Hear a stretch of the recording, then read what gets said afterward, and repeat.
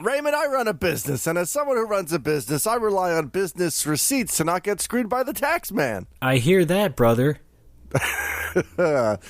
And as you may know, the Japanese word for business receipt is ryoshusho. And I get one pretty much everywhere I go. Yeah, of course. You just came back from getting a sandwich. Did you do it then? I did. Okay. Yes, I got a sandwich. I got a Pocari Sweat. I got some popcorn. I got some chocolates for Ruri. And I got AA batteries so we can record this show. All right. Maybe people should just donate batteries to you. Anyway, never mind. That's another subject. What? Throw them at my head. Okay. Anyway, business receipts. The thing about business receipts in Japan is that the word for business receipt has another meaning. Do you know what that is? Oh, yes, of course. It means mountain inn. It means receipt. Oh. So the word for business receipt can also mean regular receipt. Great. Which means, as happened just now when I went to the convenience store, this probably only happens like 1% of the time, but when it does, it's infuriating. I asked for a business receipt, and they're like, "Oh, but I just gave you one." I'm like, "No, that's a regular receipt." And they're like, "Yeah, that's a regular receipt." I'm like, "No, but I want a business receipt." They're like, "No, but that." So is there like a fancier, like Keigo way to say it? Not that I know of. I see. So I have to like stop and explain the difference. I have to be like, no, I need the one that you press the button and it prints out a different one and then you put a stamp on it. And they're like, oh, a business receipt. I'm like, yes. Why don't you just say the receipt with a stamp? That's too long. Because I didn't. I don't think so. Because, like I said, most people know what it means. It's mostly people who are new to the job. Because Ryoshusho, it pretty obviously means to everybody business receipt. But if you were to look it up in a dictionary, it would also say receipt. So it's like every time I want to save 8 yen on my taxes, I got to do a fucking Laurel and Hardy skit. But here's the thing, too. Hi. And this doesn't help you in any way, but I'm just stating a fact. Okay. That there is a katakana receipt word, yeah? Yes. Yeah. Yes. It is an English loan word, yeah. That's right. Again, that doesn't help you. I'm just helping out the listener. Well, no, that's I do say that. Like, they will hand me the receipt, and I will say, not recito. No. Yes, I will literally say. So we must say recito zanakute, and then I'll describe. Okay. The one with the stamp on it. Yeah. And usually that's good enough. Sometimes it's like someone's first day on the job, and they're just like, a buh? And they have to call over a manager, and it's a whole thing. Yeah, I've been there. Have you? Yeah. I used to work retail, remember? Oh, that's right. Wait, hang on. Don't tell me. I know where it was. It was CVS or Walgreens? Walgreens. Not even near the... No. God damn it. Fuck. I thought it was a pharmacy. No. Shit. Oh, no. Whole Foods. No. Was it a Wait supermarket? a minute. Do you not even remember... Do you not... Yeah, right? Comp USA. Okay, close enough. I mean, do you remember the department I worked in? No. It was electronics. I worked in electronics at... Pep Boys? Let's go I don't know. Okay. What is it? Well, I mean, it's okay since it was a regional store anyway.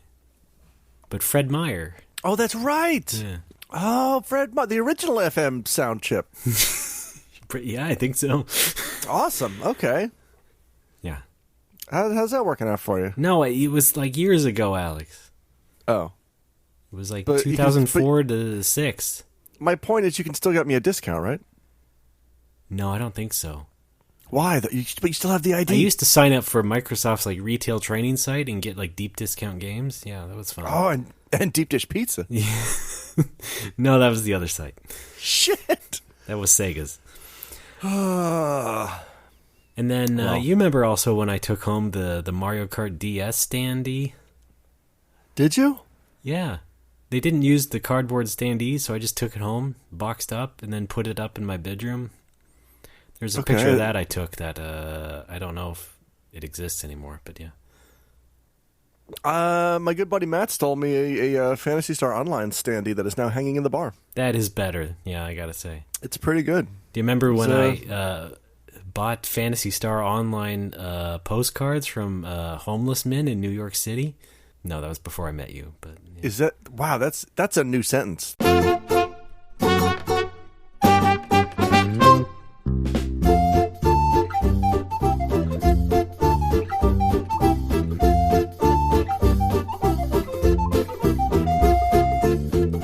gentlemen, welcome to yet another episode of No More Whoppers. My name is Ray Barnhold, one of 15 writing credits on Clay Fighter the movie, and with me as always, the beast from the far east of Sicily, Alex Fraioli.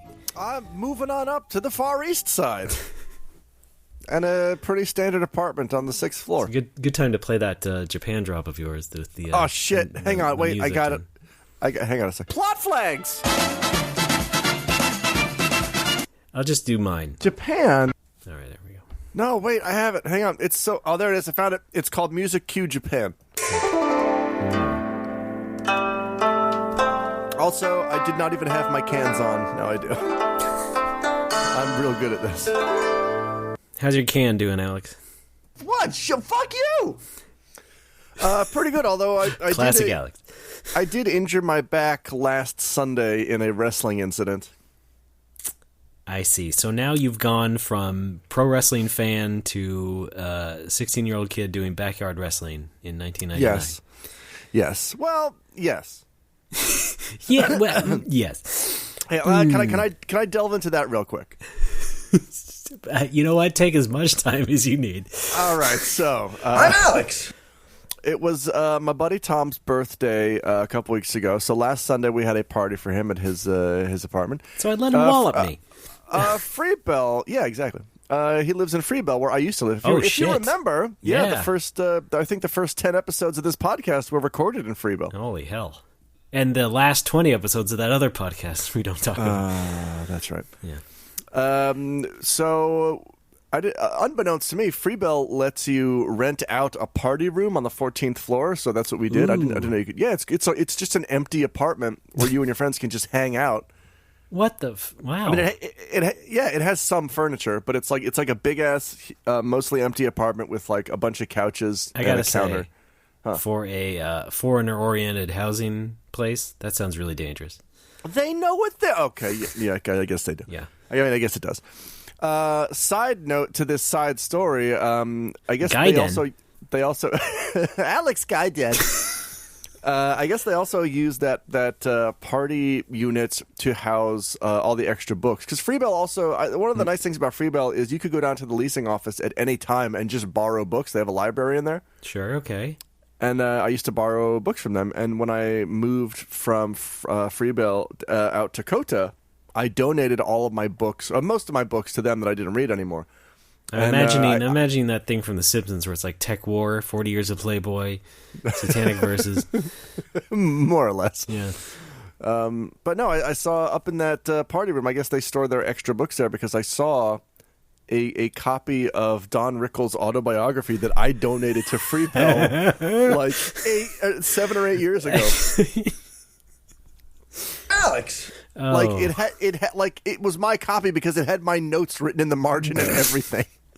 Then you were like, "Well, I'll leave this for some aspiring comedy fan who comes to Japan. Yes. They'll love it." They just put it in the rec room or whatever you call it, party room. Anyway, so we go up there for what is it now, Ray? I'm sorry. It'd be great if that was your gag. Like you left that book in various places in Japan, like manga cafes and things. It just keeps turning up. Yeah. All right. Well, we have Tom's party in this party room, and his roommate has this idea for all of us to, in secret, bring pieces of costumes, like funny hats, things like that. So we all bring a bunch of stuff. We throw it in this side room, and then somewhere during the evening, his roommate's like, "All right, Tom, here's what we're doing. Everybody here is going to partner up. We're all going to make goofy costumes and create wrestling personas, and you have to judge the best one." So that was really fun. Okay. I partnered up with my buddy Jason. Yeah, that's cute. And we very quickly realized we wanted to do like a sitcom themed wrestling duo. Okay. So he was who was he? He was Danny Slammer, and I was Throwy Gladstone. Oh, of Full Nelson House. Okay, and pretty good. And we wrote this whole skit and everything. It was really fun. It was really cute. What was not cute, however, was we decided to finish off the skit by him performing a neck breaker on me, which is it's a move. Look it up. It looks painful. Okay. Is it like a hold, or is he like jumping on you, or what's like the gist? It's a drop. Yeah. Okay. Great. It's basically where like we stand back to back, and he reaches behind and grabs my neck, and we just fall. Yeah. Okay. And so like we practiced this once in the costume room. And never again. Oh. Yeah. No, you nailed it. We practiced it once in the costume room, which has a soft tatami floor, and we're like, yeah, we got this. This is easy. And then we go out to do it in the actual party room, which is a hardwood floor. Oh. And he does it to me, and this is on me because I was kind of in the wrong position, so I fall, and instantly my spine is like, nope. Oh. And I'm like, I'm in tremendous pain. I'm in tremendous pain, and Tom is clapping because he thinks I'm just selling it real well. Yes, well, and I suppose I would think the same. I'm like, oh god, this really hurts. Oh. And I try to stand up, and I stand halfway up, and then I immediately get lightheaded. My vision goes fuzzy, no. and I'm like, oh, I'm about to pass out. So Jesus I sit down. So I sit down again. And I just kind of wait for it to dissipate, and then I very slowly stand up, and Jason hauled my corpse back to the costume room, where there was a bed where I laid for a minute. I'm a loaf! But yeah, it's mostly better now. It's still a little sore, but I'm not paralyzed, which I think is the main takeaway here. Yeah, or concussed or anything. Yeah, that or concussed. Yes, could have gone worse, I suppose. Right. Sound like Tom had a good time. He had a great time. All right. He had a fantastic time. Tom does sound like the kind of guy who would have a good time no matter what. Oh yeah. He's a gigantic bony dog. It's pretty great. I can see that. Yeah, we got him. We all chipped in and got him Devil May Cry 5 for his birthday because he's a huge DMC fan. My buddy Jeremy had a. He seems to like every idea. Capcom game, is he? He's a big Capcom fan. All right. My buddy Jeremy had a great prank gift idea, which was just to go down to Osu and buy 5 copies of Devil May Cry 1 and give those to him. Yes, yeah. Yes. Or you buy Devil May Cry 1, 2, and 3 and all together. Well, no, just 2 and 3. That's 6. You could do that too, yeah. There you go. Okay. Because, 2's everyone's favorite, right? Oh, yeah. Everyone loves 2. Yeah. That's where I got out of the series, I think like a lot of people. Because I played 1 when it came out, I loved it, and then I missed 2, so I bought it used a couple years later, and I played it, and I'm like, oh no, this is not as good as 1. And then apparently the series got better, and I missed out. Yeah, apparently. Okay, anyway, Raymond, how are you this week? How's your back doing? Oh, my back is fine.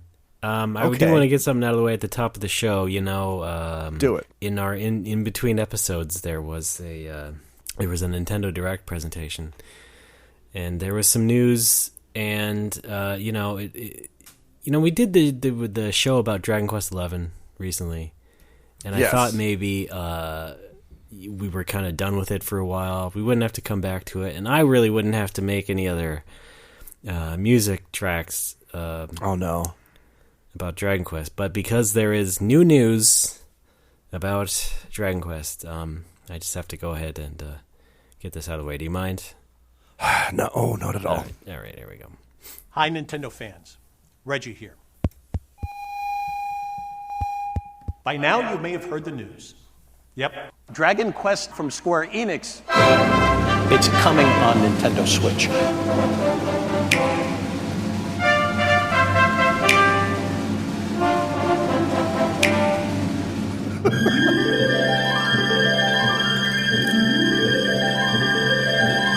Now, what's Nintendo, you ask, and why should you care? Well, the people in the industry say Nintendo simply has the new version of a game called... Is that a Fire Emblem sound? What RPG series was that? Is that Pokemon, or is it... Fire Emblem? Dragon Quest. 11S. This is as big or bigger than anything the toy industry has ever seen. We're getting a lot of Dragon Quest stuff, that's all I'm going to say. So to please the kids, they line up at the few stores that have been able to get copies of the hottest Nintendo games. Mario 2 and a new version of a game called Dragon Quest. 11!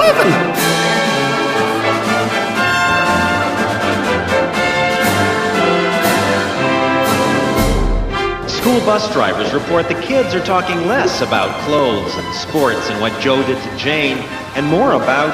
Sugiyama is basically your right-wing grandpa's grandpa. Yeah, there's also that. Fortunately, he'll be dead soon. I think we just need to let nature run its course. We have literally over 100 different characters, people, animals, wizards, spells.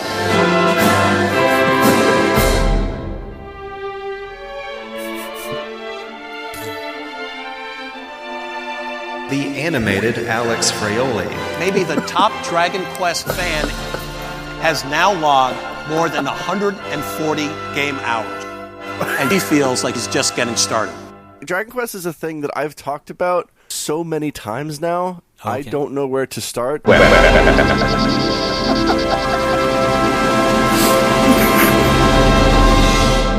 Oh. Good Lord. How much time do you spend on these? That was the better part of a day, because I had to find all the clips and such. Yeah, it's a lot of work. That's why. Yes, it sounds like a lot, but I mean, it's worth it. I would say. Okay, great. Yeah. Anyway. Also, follow up. What the fuck did Joe do to Jane? Holy shit! Gangland style killing. Oh no! All right, well, thank you for that. That was amazing. Yeah. Good stuff. Yeah, it's I forgot what we're talking about. Dragon Quest 11S. 11S on the Nintendo Switch. That's about it. It has 2D mode coming with it. What? It has 2D mode. What, like from the 3DS version? Yes. Oh, hell yeah! Now, this is news to you? What the fuck? Yes, I don't pay attention to anything. Yes. It has Japanese and English voice, it has orchestral music, and it has the 2D mode. Then I'm playing it in 2D mode. That's going to be awesome. Yeah, I guess me too. It's the kind of thing you can switch back and forth to and from, right? I don't think that was known for sure. Oh boy! They showed a screen where you can like choose before the game starts. I suppose maybe you can switch back, but I don't know. Yeah. I mean, either way, I'm fine. I've beaten the PS4 version 1.9 times. Yes. Uh-huh. All right, well, good. Yeah, I'm excited. Yeah. So there you go. I'm gonna buy that Dragon Quest. We had I don't want to name any names, but we had a Nintendo of America employee in the bar a couple weeks ago. Okay. Why don't you want to name names? Because I'm gonna tell a story about when he was naked in front of Reggie Watts. Sorry, Reggie Fils-Aimé. Those are two different people, right? Yeah, those kind of. Yeah, they sort of. Oh man. Okay. I can't. It would be great if instead of Doug Bowser, Reggie's replacement was Reggie Watts. Yeah, it's just other Reggies. Yeah, the Reggie dynasty. Yeah. It sounds like you told the story already. Yeah, pretty much. Yeah, Nintendo has a gym in the basement that employees can use, and this guy was using the basement. He didn't think anybody was there because the gym was supposed to be reserved for people to change for a Nintendo Direct. So he thought it was just him. So he's like singing in the shower, and he steps out of the shower, and there's Reggie changing into a Little Mac Punch-Out outfit for a Nintendo Direct. And so this person quickly grabs a towel, and then gets dressed and leaves, and Reggie, just before he leaves, says, "Hey," and then he winks at him and goes, "You have a nice weekend." That's about it. Just seems like a class act. Wow. Is what I'm saying. That, you know what? That sounds very on brand. Yeah, right. It's like, oh yeah, yeah. I can see Reggie doing that. Yeah, yeah, pretty good. He's not just some character. That's kind of him. Yeah, it's just it's how he is. He's the genuine article. He is. Are you sure he winked? I wonder if the wink was embellished in the story. I don't know, man. I wasn't there. Yeah, I guess we'll never know. We'll never know. We'll have to ask Reggie. Yeah. He's retired. He can tell all those stories now. Speaking of Nintendo Switch, I have acquired 2 video softwares for this piece of technology.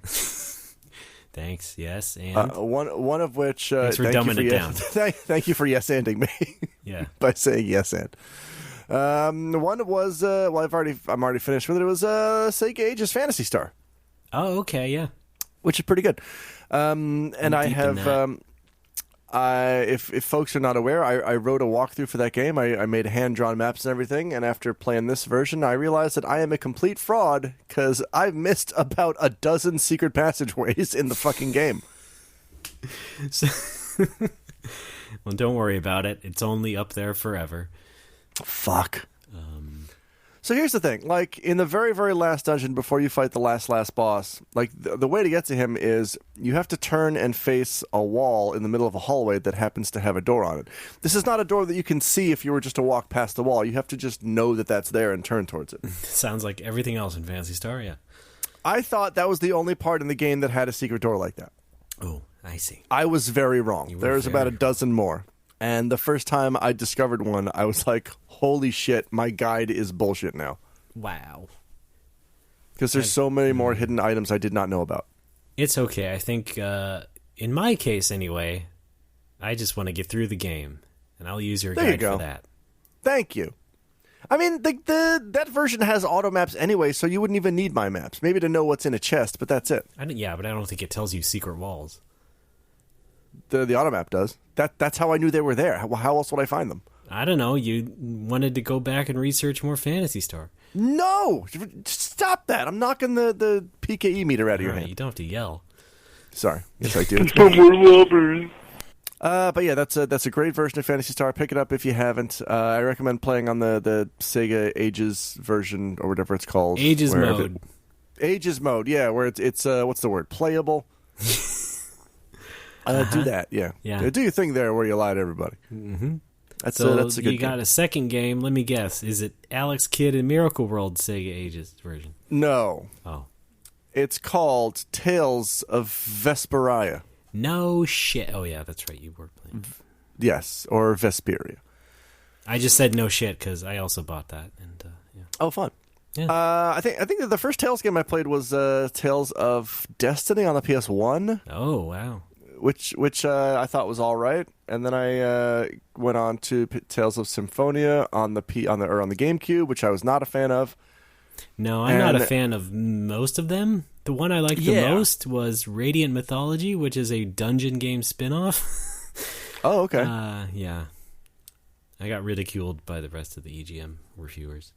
Good. For liking it. I mean, I don't know. There's something about it just seems like very bland anime RPG tropes, like everything you can imagine all rolled up into one with kind of a generic art style. And I was not into it at all when I played those games. Oh, it's absolutely generic. It's fucking junk food. It's RPG junk food. Yeah. And then I was hearing from people that Tales of Vesperia is actually pretty good. Because it was originally a 360 game, right? Like 10 years ago? True. And it's a little more polished than the other games. The characters are more interesting, and so far, all of that is true. I'm liking it a lot more than I liked Symphonia and Destiny, for sure. All right. The only issue is I can't beat the first fucking boss. What happened? It's hard. Tell me where it hurts. In the face, where he's punching me. And I Googled this thinking, like, am I dumb? Like, yeah, every enemy in this dungeon is a piece of piss. Everything is easy so far. Why is this boss suddenly hard? And I Google it, and there's a lot of responses on message boards that are just like, oh, yeah, the first boss is the hardest boss in the game. There's no good reason for it. There's no good reason that they made it the hardest boss of the game. It just is. Wow, and they never rebalanced it. So it's like intentional. Yeah.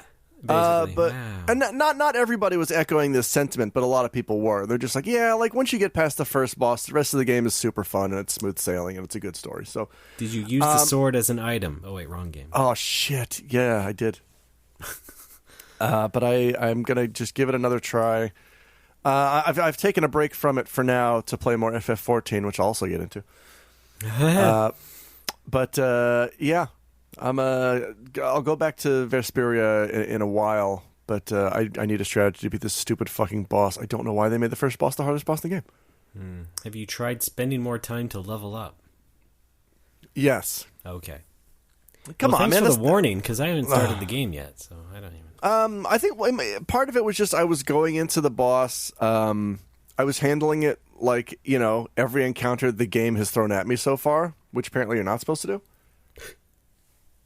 You're supposed to block every single attack and then counterattack, which is what all the guides say. Oh, one of those things, yeah. But the game, it's just gotten done teaching me about all of its crazy systems. Like, here's all the stuff you can do, and then it throws you a battle where it's like, yeah, but don't do any of that. Yeah, Jesus Christ, I hate that shit. Yeah. Also, I tweeted about this a couple weeks ago, but I did the tutorial to learn how to make an egg sandwich in the game. Yeah. And then I go to the menu to make an egg sandwich, and it says egg sandwich failed. And the tutorial does not say that, like, failing at the cooking is even a thing that can happen. So I got the failure, and I'm like, what happened? Like, I just taught this recipe to myself. I think I know how to fucking do it. Guess not. All right, then. Guess not. Love those inconsistent RPGs. Aren't they great? What are you playing these days? Well, you know what? No. We were talking about some retro games before. I'd like to talk about some retro games. As I've been talking about, I think the last couple episodes, I've been enhancing my retro game collection, optimizing everything, modding consoles and doing RGB stuff. So I finally reached the pinnacle, I think, of the collecting of this hobby in terms of getting the right piece of equipment to finally become the big nerd that I can finally walk with the big boys, you know what I mean? A mini disc player. What I got was a PVM. Now, Alex, Parvel versus Mapcom. Alex, I know you're joking because you run Critical Hit. You're around retro games all the time. Obviously, you have your finger on the pulse of everything going on in the retro game community. Yes. Go ahead and please tell the audience what a PVM stands for, what it is, and why it's a fun thing to have as a retro gamer. Well, it's basically like PVC pipe, but it's like an upgrade. Fuck, I don't know. What is okay. Professional video monitor. Oh, okay. I got a CRT. Oh, that's what a PVM is? That's what it stands for. It's a professional CRT, basically. Oh, fun. So that it will accept RGB signals and provide the best quality possible. That's pretty cool. And, scan lines. Scan lines. Yeah, so I found it popped up on Craigslist, and I waited a couple days because I was unsure if I wanted to get it. It was actually pretty affordable because, if you try and go on eBay, most of them are like in the $300 to $400 range because they factor in jacking up. And then, so I just got in touch with the guy, and it kind of worked out at first. First of all, the guy was basically, as far as profile goes, he was basically me. Just a blondish guy in his 30s. He worked at Apple, actually. I guess he moved there from Utah. And so he was offloading the CRT that he had, but he knew all about it. He was using it for his games and such, so he knew all the lingo. We had a nice little chat and everything. That's fun. Yeah, and then I went home with this CRT and then immediately started hooking everything up. And once again, not really playing anything, but having a lot of fun looking at it. How does it look? It looks very good, and of course, I tuned it up a bit, adjusted it. Because the guy did not adjust it too perfectly, and the thing about this hobby, and especially with the CRTs, is that perfection is part of the territory, and it will probably be the thing that kills you, but you have to live with it. But it's fun. Your thoughts? I also like fun. And this was also like the, second thing I actually bought on Craigslist. The previous being my first car. Oh, wow. The Raymobile. Yeah. Well, shit. Which we have talked about on the show before. I remember the kid was playing Aladdin songs in the car to demonstrate the stereo. That's right.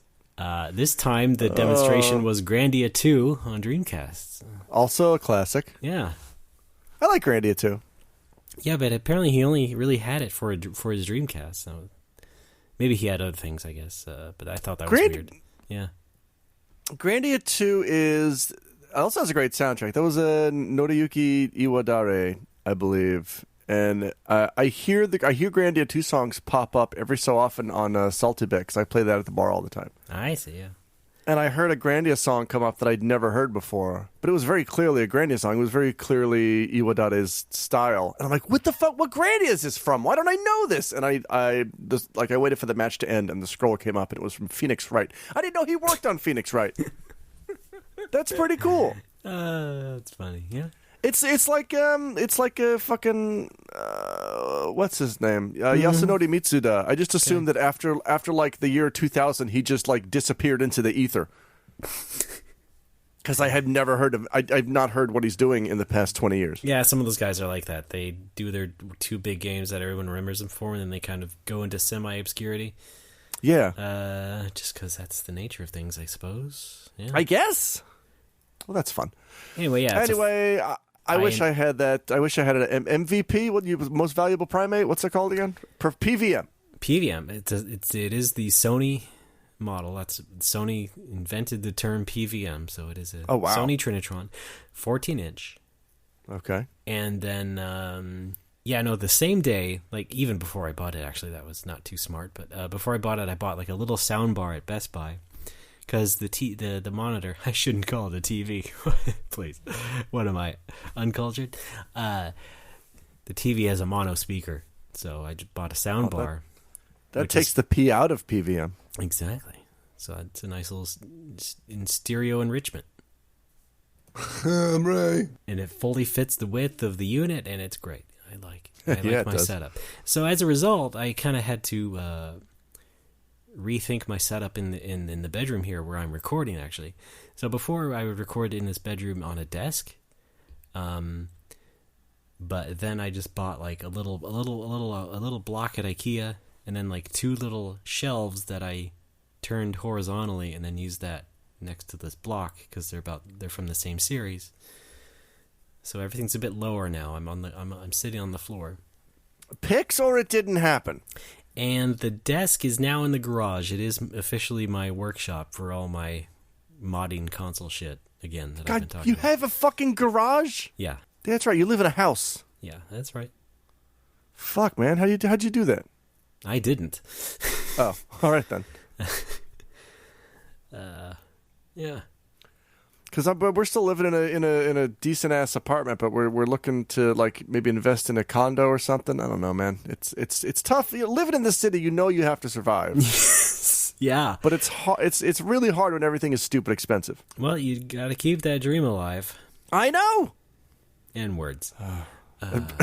What? What did you say? And words. Oh, and words. Okay. Because I heard that, and my first thought was, I don't think so. Well, then. Once again, my retro game life has improved dramatically, and that's not all, though. Oh wow! Here's what's going on. Okay. My mother moved into an apartment. I swear this is going to be related. Okay. She was living with her sister. I almost said her aunt. No, my aunt.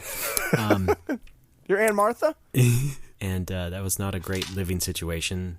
And it had gone not because of the aunt necessarily, but because of her family coming over a lot, just being generally not fun people to be around. Nonetheless, that went on for a few years, and my mom finally got an apartment of her own. So congrats to her. However, now it's finally the time for me to get all of my stuff. Oh! And that involves the remainder of my video games, which are about several plastic bins. And I'd gotten most of it back over the years. I mean, since I moved here, my mom would ship things over as I requested them every so often. So I have a lot of it already. But most of it is still back in Washington. So I'm going on a road trip. I'm flying to Seattle and then renting a car, an SUV, mind you, driving back up to my hometown, to my mom's place, filling that thing up, and then driving back down to San Jose. It should be pretty fun. It's Can I come with you? Yeah, sure. Let me get my thought out, you cocksucker! All right. I'm in. I did let you get your thought out. Yeah, I had that drop labeled, and I forgot what drop it was. Great, thanks, Alex. I was hoping it would be relevant, and it turns out it wasn't. So I'm going to do that. Nice. I'm taking a day to rest in the middle of, I don't know, Oregon, let's say, at the end of Oregon and then driving back home from there. I'm putting all that crap in my house and organizing it later, and then probably selling a lot of it as well. That's pretty great. You're getting the whole gang back together. Yeah, basically. It had been in the works for some time, and I actually planned to do it a little later this year, but because my mom got the apartment earlier than we expected, just decided to accelerate plans for that. All right. So that'll be a fun weekend. That's okay. I'm excited. Probably not I'll be a whole lot of sleep, but yeah. I do have... Sleep? Hi. I do have plenty of episodes of podcasts backed up. Yes. Up. What do you got on deck? Well, I haven't listened to almost said No More Whoppers, but Stop Podcasting Yourself in a few months, so I got those backed up, and then I'm just picking and choosing things Still as we good. go. Yeah, I like that. I'm letting some others lapse. I've I mean, this has kind of been how I approach Comedy Bang Bang for the past couple of years, but I'll look at the new episode, and if there's nobody I recognize in the episode description, I just delete it. Yeah. Which I acknowledge is not a good way to discover new talents. But you know what? If it's really funny, it'll show up in the year-end best of, which are my favorite episodes. It's your prerogative, man. You don't have to be the arbiter of new talent. Who gives a shit? It is. I've got so many podcasts on my plate. I can't listen to every little thing. I just realized, though, that I'm on my third time listening to the backlog of last podcast to the left, so I have no excuse not to be listening to new things. Yeah. Well, fun. That's all great. So yeah, I'll probably listen to a lot of podcasts, and then make a lot of hosts my own personal friends, and stalk them endlessly on Twitter after that. And yeah, it should be fun. Okay. That's how it goes, right? Yeah. That's what being a podcast fan is all about. No. I mean, I've had a bunch of Nomowo fans come to the bar, and they seem like pretty well-adjusted, normal people. Yeah. Well, also, I mean... What? I don't know. What was my thought? What have you done? That's the nature of improv, I guess. Oh, great. All right. Training. Yes, and... Matthew J. had a great idea. Why don't we record a commentary, our commentary of Nomowo episode 1? Well, that was his idea? Yeah. Nah. Oh, ouch. Oh, Marty. Thank J. you for taking that in jest, as it should have been. All right. Look, we're coming up on 40 minutes. Can we take a quick break here? Oh, no, we got plenty more to talk about. Oh, for fuck's sake. What? How about those Rams? Let's take a break. Okay. Now, though. Yeah, fine. How about it, you little prick? That's rude.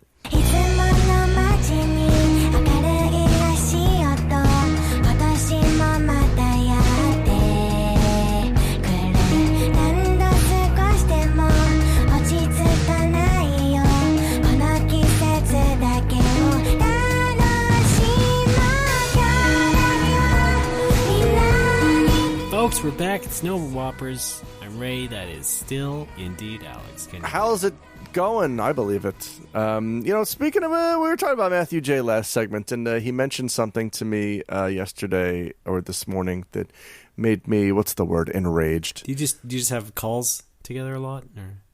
What? Yeah. No, this is on Twitter. Oh, okay. He slid into my DMs, as the kids do. No, he mentioned that. Summer always reminds him of Nomowo, and I'm like, motherfucker, is it that hot over there already? Because it's still freezing in Japan. Yes, indeed. Yesterday I had to wear a hat, coat, gloves, scarf, the whole fucking thing to go out to dinner with Ruri last night. Because it's still fucking freezing outside. Is it really hot over there? It's been in the 70s, yeah. God damn. Today's high was 79 in San Jose. Oh, fuck off. Well, granted, I mean, it is the South Bay, and it is generally warmer than the rest of the Bay, and that's certainly true. Southern California is going to be warmer in general all the time. So yeah, it happens. All right, well, good for you guys. Enjoy your beautiful climates. Thank you. I have been. Although when I went out to grab the batteries before we recorded, I noticed it was not completely frigid. It was just cold. So maybe it's warming up slightly. I mean, it's fucking... Hang on. I don't want to date this show. Okay. But it's March 19th. Okay. 2019. It should be warmer than it is right now. This is really pissing me off. I hope it warms up. Yeah, lousy March weather. Thank you. That's the shitty thing about this region in particular, though, is we get a brutally cold winter and a brutally hot summer, and those are separated by maybe a couple weeks of weather that's just right in the fall and spring. And then a sensible dinner. And a sensible dinner, thank you. Well, the forecast seems to say it's going to be cooling down a bit, with a bit of clouds and rain even. So. Oh, shit. Yeah, the next week might be different. But yeah, so far it's been a marked difference from before. Last week even. That's fun. Yeah. Well, good. But you got to put your hat on. It's almost spring when a young man's fancy turns to love. Put on your Mortal Kombat promotional hat. Oh, boy. That's a reference to something I don't know and I don't want to know. No, why? No, it's not. Why does it have to be a reference to something? I don't know. It's usually something that happened in your life as a kid. No, it's just a thing I assumed you owned. Oh, I see. I assumed I was assuming you had owned it when you were 8. I assumed that somewhere you have a Midway or Acclaim logoed hat that says Mortal Kombat on the front, and on the back it says "Finish me?" ? I don't know. No, all of the hats I had were Nintendo related specifically. Okay. Well, then I'm sure but you do have a Play It Loud hat. No, I don't think so. How about Play It Proud? No, I don't think so. Didn't they make those for Pride Week, Nintendo? They should. That'd be pretty good. Right? Yeah. All right. Maybe they did. Yeah, maybe when the employees went to a march or something. Yeah. Or a parade, yeah. Speaking of employees have jobs. Raymond, have there been any developments with your job? Oh, kind of. But, what's going on? I do want to talk about, recently, a couple weeks ago, I went again to the security conference. Oh, yeah. I talked about this last year when I went there as part of my then new job. And we talked about how it was very awkward for me, just kind of standing there at a desk sometimes, and oh yeah, fielding just weirdos and getting awkward because of them. And yeah, wait, wasn't there a weirdo who walked up to you talking about a woman? What was his deal? Oh yeah, the creepy guy who was like who was like trying to find his business card and then pulled out a card for what had to have been an escort and said, "Now she's great." And he was also like holding a beer, and it's just like, okay, and this was like towards the end of the show on like the last day, and it was just like, okay, what are you even bothering here for? Oh, yeah. That was fun. I do have to say though, this year was much better in terms of all that. I conducted myself better, and there were not as many weirdos. I think because our booth this time for the company was a bit closer to the front, like near the entryway where everybody is. So maybe, you get a bit more of a better filter when it's front loaded, because you got more people coming in and more people passing you by, as opposed to last year where it was just like people are trickling down towards the rear of the room. And it just gets weirder and weirder as I don't want to hear about anything trickling down. No, I'm not talking about that guy. Oh, okay, thank you. However, trickle down freakonomics. Oh yeah. Thanks to you too. Yeah, indeed. Anyway, yeah, it was a better time for me. I didn't care as much, and so it was much better. However, there were still fun. Some interactions with just, I would say, like 3 profiles of people who I encountered a lot there during those like 3 days I was there. I guess one of them was interrupters. So like somebody would come up and they would ask me about, what are you doing here? And I would explain, oh, well, we do enhanced cybersecurity, and of course this is what this quantum is where you have all the algorithm stuff, and they go, yeah, I know all about that. Well, what do you do about this? And it's just like, could you just let me finish my stupid spiel? Yeah. Because I'm just doing the dumb line anyway. It won't be more than a second. Ook, are you ready to go ape? That happened multiple times where people just like, no, I know about all that. Like, okay, fine, fuck you then. That is okay. Hang on, I want to interject real quick. I think being interrupted may be my number one pet peeve in my entire life, and I'm waiting for you to interrupt me to make it funny. I'm trying not to do it as a bit. Okay, all right. Oh man, because we're both sensitive right now. It seriously is the greatest pet peeve of my entire life, and I think it comes from when I was a kid. Anytime I would start talking or telling a story, like at the dinner table, for example, my older brother and sister would constantly cut me off, interrupt me, and start telling a new story. Every fucking time. And maybe it's just because my stories meander. Maybe they do. Maybe they go on and have no point. I get it. But it still happens sometimes at work at the bar. And I don't know what it is. Like, am I just boring? Am I supposed to maintain eye contact while I'm telling this story? Like, if I break eye contact, does that mean it's okay to interrupt me and say your own bullshit? Like, why do people think it's okay to just start talking when someone else is talking? You don't do that. We live in a society. Hi. I was waiting for you to finish. I did. Thank you. Okay. Yeah, I don't know. You do talk about JRPGs a lot, so maybe just people are just trying to cut you off. It's a used video game store. Of course I do. The new version of a game called Dragon Quest. Yeah.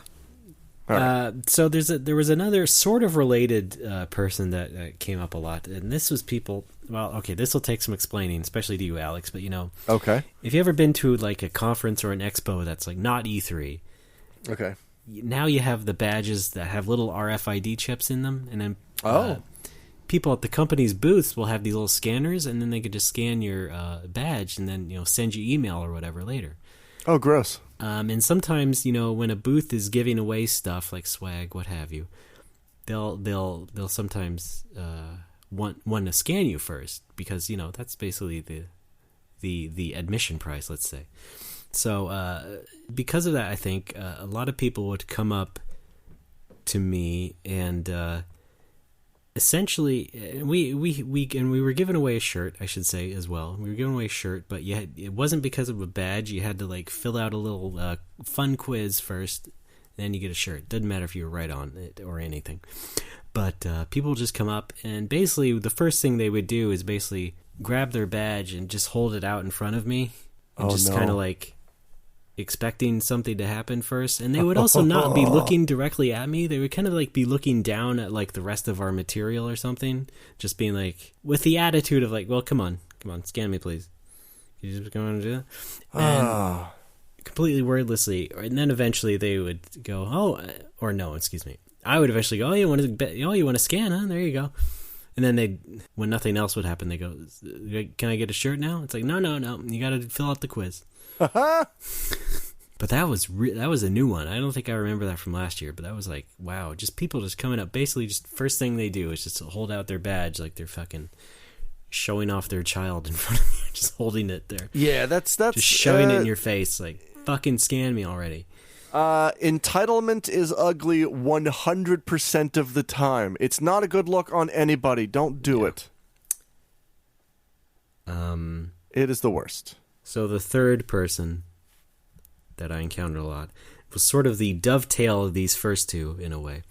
Okay.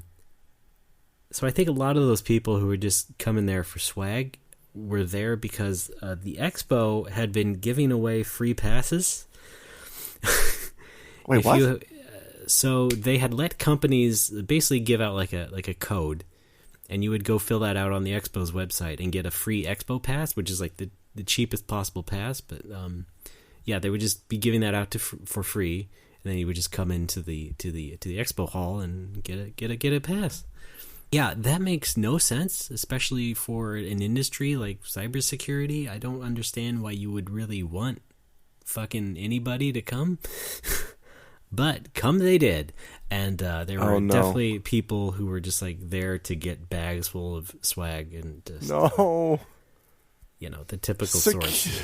Security swag. But that's not what I'm referring to. I'm referring to the old man who was there kind of for swag and was there just, wanted a shirt, but then you would say, well, no, you have to fill out this quiz first, and then you'll get a shirt.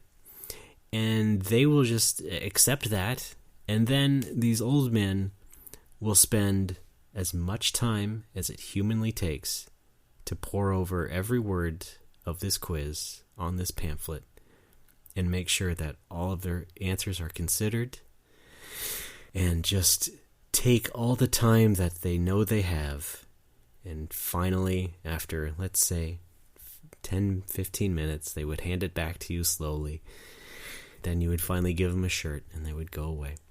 And I just these weren't just any old men. These were actually kind of frail looking, very bearded old men. Also not homeless. They were not obviously homeless, but they did have that kind of look to them, and they were just very much there to just spend their day. Spend their day just looking around, seeing what kind of stuff they could get. Now, what's the issue though if a guy takes 15, 20 minutes to fill out a questionnaire? Nothing bad. I would say nothing quite as offensive as the other ones. I just thought it was a very humorous observation that it happened multiple times with these very very very I don't know, easy to pick out old men who would just spend as much time as they would need to fill out the thing. And again, I wanted to stress, you just needed to fill it out. It didn't matter if you were right or not. It was basically marketing material because we'd ask you to keep it anyway. I would just fake look at it and go, okay, you pass, whatever, here's your shirt. Because, we don't want to take all the shirts back, so we just did that. None of that was my idea, so don't question any of that. Where'd you come up with this idea? But yeah, that was those were the highlights of that show. No creeps like the other guy from last year. Good. No real creeps. Just creeps in just sort of the off-putting manners sort of way. Yeah. I had a couple of creepers come into the bar a couple weeks ago. Two Japanese salarymen. Oh yes. I would only define them as creepers because they kept repeatedly asking me, what day do the cute? Very much in the Don DeMillo voice. What day do the cute girls come here? Oh boy. And my answer was always, Sunday. It's absolutely Sunday. They always come on Sunday. Of course, I am closed on Sunday. Oh, I see. That's cute. And then I would have just brushed that off as typical skeevy salaryman behavior. But then one guy managed to piss me off a little bit extra by saying, where are you from? And I said, I'm from America. I'm from Pittsburgh. And then he immediately goes, no, seriously, are you from India or Turkey? And I'm like, oh boy. Okay. Oh, I'm gonna walk over here. Over here. Oh goodness gracious. I'm not. There's no law that says we have to talk. I'm not obligated to talk to you. Yeah. Bye. In my case, by the third and last day, I was ready to have the chains off in case anything bad like that happened, where I would also just be like, okay, I'll just stop talking now. Yeah. That didn't really happen, but I was ready for it. Yeah. Working at the bar has absolutely honed a skill that I didn't know I needed to hone, which was just being able to very efficiently display that you're not interested in talking to somebody, and you don't have to pretend to be nice to everybody. Giving one word, I take so much pleasure now in giving one word responses. It's unreal. If there's someone I don't want to talk to, there's someone I don't like, and I'm trying to make it very clear, I don't like you, I don't want to talk to you. The only reason I'm not kicking you out is because you haven't paid yet. Yeah. It's just one word answers all night. It's so much fun. But yeah. Anyway, that was fun. That was a better experience at the expo than last year. Yay! Are you looking forward to next year's expo? I got to help out a bit. Well, you know what? I had a nice trip home after that, and then I came into work on Monday morning, and the first thing was they laid me off. Okay. Oh, okay. They fucking fired me. Well, that's fun. Yeah. Did they say you weren't good enough at the expo? What was the deal? No, it was nothing like that. It was the typical layoff excuse, like, oh, we're cutting costs, that sort of thing. Yeah, that was really interesting. That's now, fun. Let me just say off the top, before anyone wants to express their worry about me or anything, the job sucked. I was sick of it. It was getting worse. And in fact, I had planned by next month to quit. So in some respects, they made it much easier for me in the sense that they gave me a severance so I wouldn't have to save my money myself in the lead up to me quitting. They That's just nice. gave it all to me in one lump sum. So thanks for that. And yeah, I mean, the job was not good. My boss was basically slowly trying to turn me into her assistant over the past year. Just a myriad of duties that did not really match my title or my job description. And for me, like the last straw, I think, was a few weeks prior to the expo was going on. We have a little, weekly meeting, Monday meeting. And she just wanted me to set up meetings with some people who expressed interest from our email list. Set up meetings with them at the expo. Just do that. And there was no air of humility to it. She wasn't apologetic about it. It wasn't like, listen, I know this isn't really part of your job, but I do need some help with it. It was just like, no, yeah, please do that. I expect you to do that. And it was many other things of that nature previously. In fact, earlier in the year, they had to also fire their PR firms because I guess they couldn't afford them anymore. And so that she just decided to make me the social media person as well, which meant I had to regularly post stuff on Twitter and LinkedIn. And at first I'm like, well, listen, I can't really do this. That's not really what I'm trained in. Of course you got paid extra for that, right? No. Awesome. Well, the thing is also, I got paid a lot more than I did at Wargaming. Yeah. So I got paid, I think, fairly for my position, but yeah, I was barely doing my position. I was writing things, yeah, sure. I mean, I was technically a copywriter, and I was writing things every now and then, but it was a lot of also just that and filling out forms and like weird forms, like things for awards and like government grant forms. I'm like, you really want me to do this, huh? Award shows where award shows win awards? Get my gun. Yeah, I guess I'm not going to try and dig up every example, but it was a lot of stuff like that, and it really just soured my experience. Because, I kind of went there expecting to have a nice changing career, perhaps, or something that would be used as a stepping stone, as a change of pace from the regular video game crap. It might look better on my resume, yeah?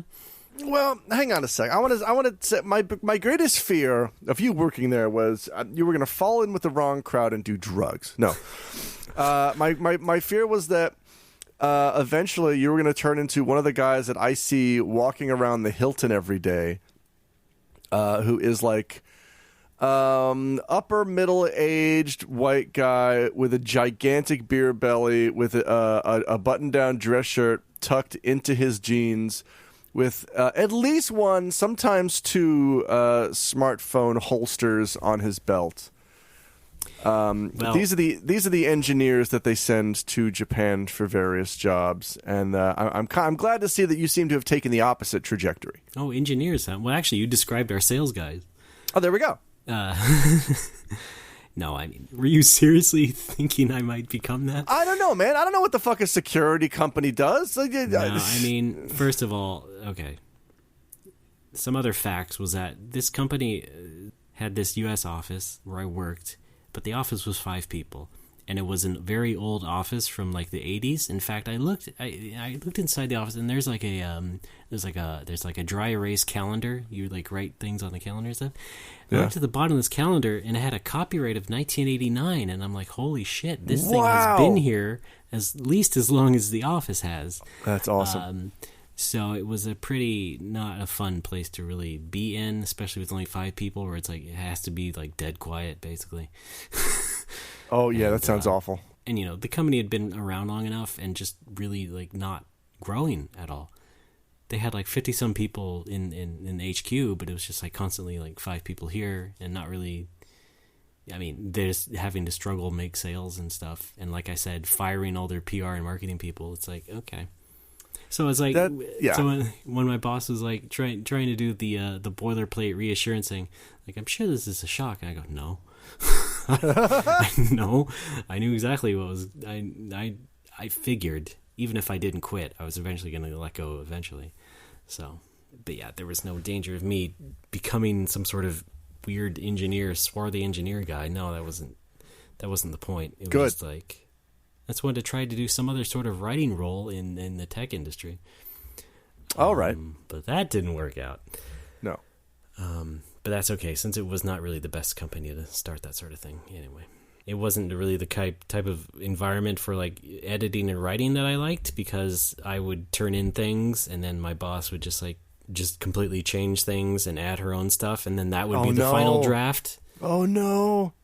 Like I also like I created some slides for a presentation for the expo, and then like I went to the expo, and all of a sudden there was an additional slide that they just shoved in there that I did not write or look at or anything.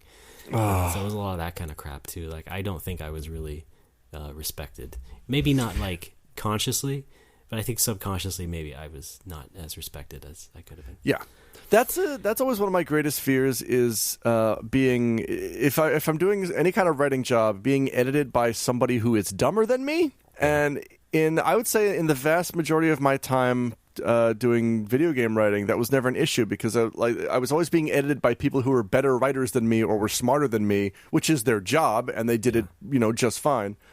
Well, on paper, my boss should have been a good writer because she had a PhD, but she also wrote everything in obviously a very academic format. And like everything just has to have like this very formal structure to it. And, and 2 spaces after periods, which I always had to fix. I just had to do a find replace on every Word doc that I got back. Just get rid of those 2 spaces. Yeah, that kind of stuff. It was not a good fit. That's fun.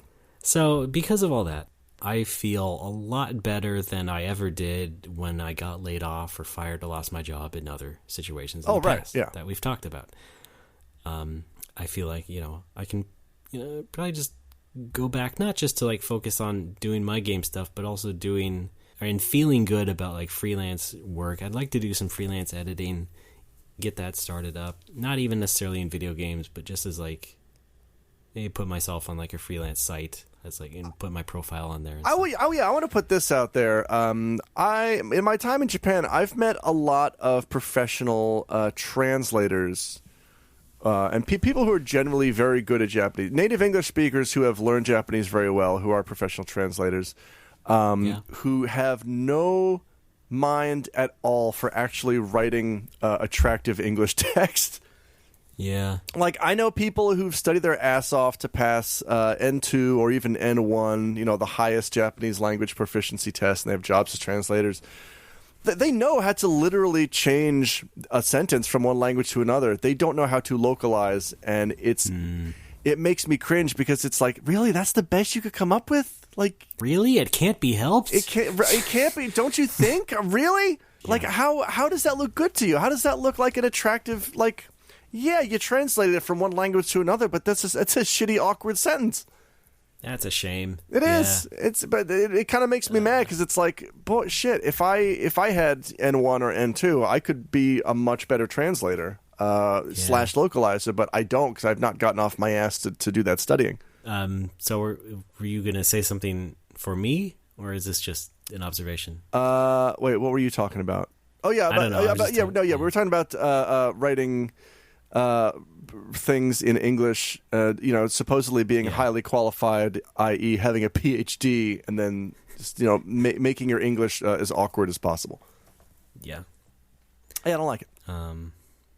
Well, I didn't say that. I didn't say awkward as possible. I did. I put words in your mouth. My boss.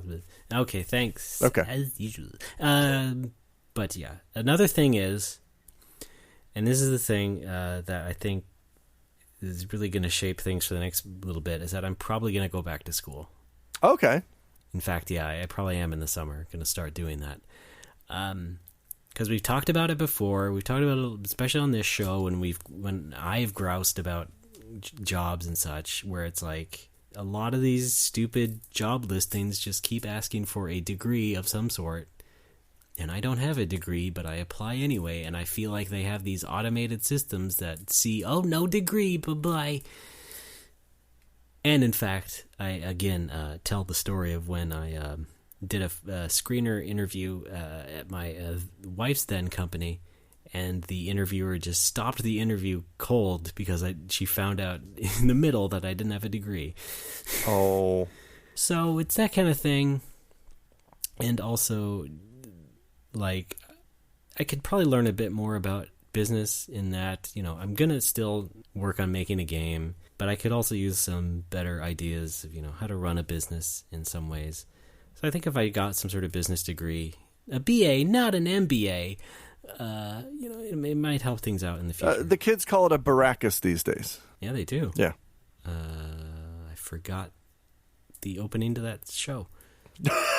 Crack Commando Unit. That's all I remember. Yes. So what do you think about that? How about them apples? Good luck and God bless. Yeah, it's going to be a little bit tough, I'm sure. Are you... But like I said... Hi. Are you going to be able to... feel too bad about it. Are you going to be able to carry over your credits from last time you were in school? Don't know yet. Oh, boy. Probably not a whole lot, because it's a different degree. Okay. Yeah, but I mean, even the basic ass prerequisite requirement shit you should be able to carry over, like Math 101. Yeah. How to tie a tie. You know, the final class I took in community college was a math class, and I struggled, and then I got the offer to move to San Francisco to work at 1UP, and then I got an F. Oh, boy. Well, here's the thing, though. Your 30s are your new 20s, by which I mean... I'm old. I've often heard that your brain is not done, like, changing and solidifying into the person you will be until you're, like, 24, 25. In my case, that was more like 30-ish. And I think the same... I think once your brain is, like once you're done becoming the person that you are going to be for the rest of your life... you don't get smarter, but like doing academic things becomes easier for you. That's definitely been the case with me. Like all that shit's gotten way easier since. I haven't taken any extra classes in how to do this shit. It's just like, oh yeah, I'll do this. Well, you've certainly been a teacher. Sure, but like I have to do accounting shit every month for the bar. I have to do the books. I got to cook the books. Wait, that's illegal. What? No. Yeah, I'm not going to cook them. But I gotta do accounting shit. I gotta do other, what the kids call adulting shit. And that's stuff that it's become second nature because my brain is just like, well, you have to do it, so just do it. Yeah, I mean, I've already been through that too. I mean, I think you just do need a few experiences that sort of like push you and like you realize that you got to do it. And it's not like when you were a kid and it's just like, I don't want to do it. Yeah, exactly. It's like, yeah, okay, I got to do it. I think that if you were to like start taking classes again, your brain would be like, oh yeah, this is the thing we need to get that job that we want, so we'll just do it. Whereas when you were actually a kid in college, it's like, no, I want to play Crazy Taxi 2! The car jumps! I don't want to read Descartes. More like Desfart. I do want to play Daytona. Fun. Yeah, you might be right. I still don't. I do dread those remedial math classes, though. I know that's going to have to happen. But, yeah. Maybe I'll be a little bit more accepting of it, resigned to it. I don't know. Well, we'll see. The thing is also, like I sort of implied, it's kind of a twofold benefit, I think, of this degree. Like, yeah, it might help me get a job or at least get an interview for a job a bit more frequently. But like I said, it might also help me with my actual ventures. Fun. So, yeah. All right, get employed. Yeah. Well, again, I also have to employ myself in the meantime. There's also that. So, Yeah. Right, folks, pick up Blatuti Ratut H. No, that's not out yet. Yes. Well, in addition to that, I think also like I kind of feel what you were already saying about like just doing adulting stuff. In that I feel like not that I've done a lot of this already. It's only been a week, but just reaching out to people and seeing if I can get any kind of work scraped up as far as the things that I'm good at. Oh, right. So, I'm not good at writing features. I don't want to write like video game features anymore. I cannot come up with ideas for that. I just suck at it. It's what really ruined me in those years. When No More Whoppers started, like just trying to like write feature articles and shit. And it's just like I don't want to do it. I just want to write my magazine. Yes. And it's kind of a realization of like, with this job that sucked so much and me wanting to do my creative things so much and having other ideas that I haven't talked about but are, sort of in the vein of starting a business, like I realize I really do better when I'm working for myself. And I think that's probably where it's going to end up. Yes, that's always been my thinking is that you and I are pretty similar in that. Yeah, if and when I can no longer do the bar, like I'm absolutely just going to try to dive into doing full-time YouTube or podcast content. Yeah. Because right now I can only afford to do that on the side. But in much the same way that the bar was an escape from teaching, maybe YouTube will be an escape from the bar when that becomes unbearable. Oh, maybe, yeah. I'm still having fun with it, so that's not going to be anytime soon, but we'll see. Yeah.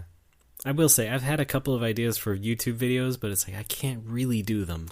I would love to. I would love to so much. My friend Jason and I, who I mentioned, who almost shattered my spine at Tom's party. Yeah. Spine shatterer Jason. We were talking about, like, actually buying a good quality camera and a mic and just, like, writing and doing skits and just, which was kind of like my dream when I was in high school and college. Like, my dream in high school was, like, I just assumed like, oh yeah, me and my two best friends, we're gonna go to the same college and we're just gonna be the next kids in the hall and we're just gonna make. We never made a single fucking movie. We were in high school. I don't know why I thought that. It was just a thing I wanted us to do. Yeah, of course. And now I finally have the time and the money to make that a reality. So I'm like, I got to do it. I want to do it now.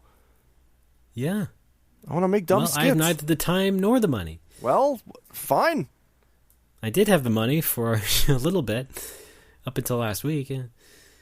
What about your savings? Well, yes, I have savings, but I can't blow it on fucking video equipment. Well, what about you got savings? Yeah. Oh man. Yes. Oh and fuck. Oh fuck. Retirement. I'm fucked. Yeah. Money for retirement. Get a load of that. That's pretty good. Good on you. Oh yeah, that's another thing is that I am debt free. Yay! Wait, hang on. I have the debt-free theme song I want to play real quick. Hang on a sec. It's here somewhere. All right. You can probably cut most of the silence because I don't think it's. Oh yeah. Okay. It's not really related to anything that we're talking about. Probably. So I would completely recommend that you just cut. There we go.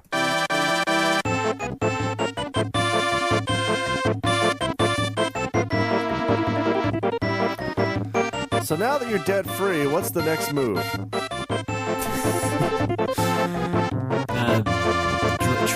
Try and acquire more money.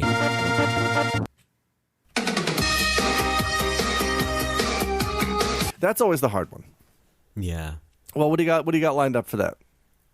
Well, I'm taking money from the state, so I got some unemployment. Okay, all right.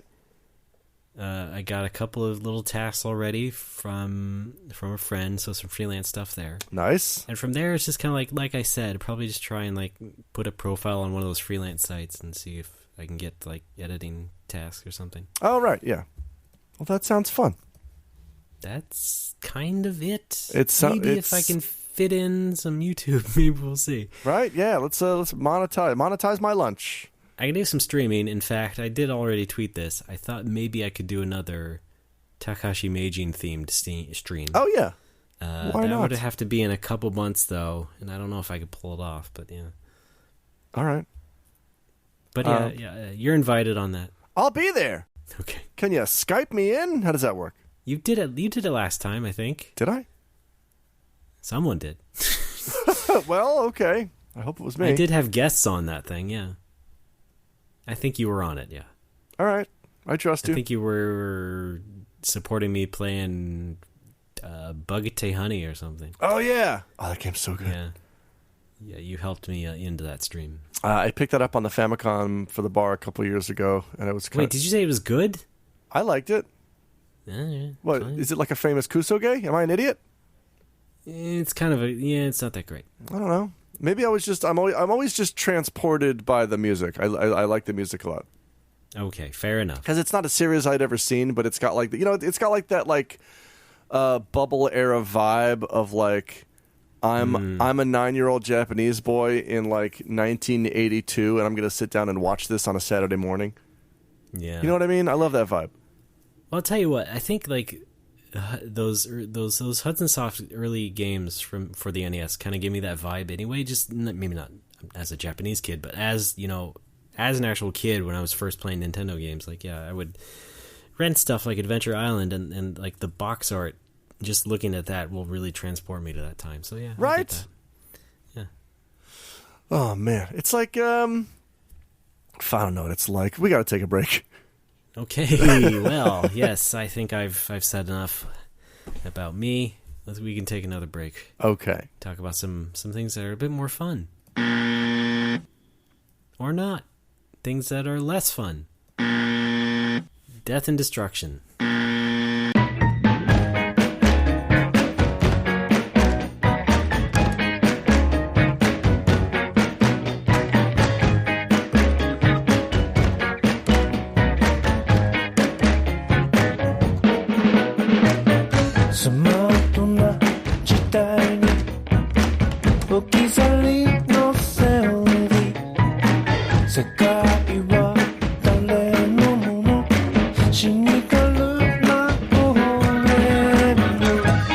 Folks, welcome back to No More Whoppers. I'm Alex, and that is, as always, is Ray. Oh yes, you're so trained.